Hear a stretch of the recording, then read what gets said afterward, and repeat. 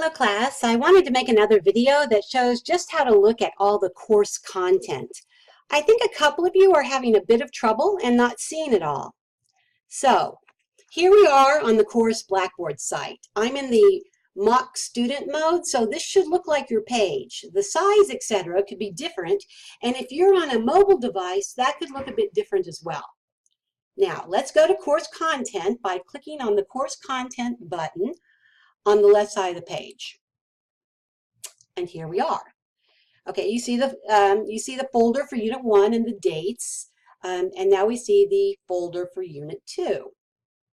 Let's click into the folder for Unit 2. Now, understanding that this is a folder, so there's things inside of it. You'll see the dates for the unit right here, and as I click right into the unit, here I am. Now, I've got my table of contents showing here on the left.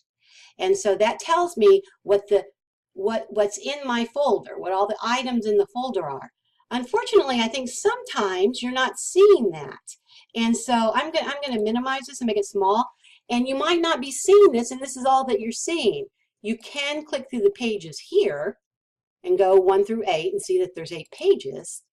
But I think it's very useful to use the table of contents. So if you've just got this little piece right here, you click right here where it says expand the table of contents on this little button that you're seeing, and you expand it right there. And now you'll see the table of contents. Now, what about if it's not there on the side? It could be here on the bottom.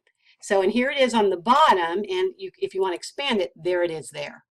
But I like to keep mine at the side, and I keep it in this size. You can make it a little bit bigger, but that's fine for me. I can see everything clearly that way. So you open up, and the first item are the learning objectives. And then the next item I have in the folder is the outline for Unit 2. And then the third item are the assignments for Unit 2.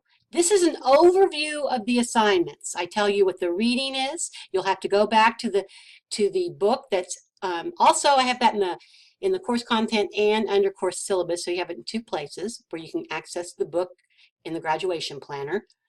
Also, I put here the PowerPoint that I want you to listen to for the unit. You read it, and there's also audio there. And then it tells you that you have this activity, the online resource scavenger hunt. And this week I told you that we're not going to have the quiz because for some students the scavenger hunt is time consuming, and I try to gauge the amount of time that you're going to spend on things. I do give you a little overview of the discussion board, but again, I think the best way to go to the discussion board is right here using the button on the left side of the page. Now, the next item, I made a little video here, and this should link you right to that YouTube, and when I clicked on it, it worked, but I do understand that from time to time that the links break. If they do, just send me a note and I'll fix it.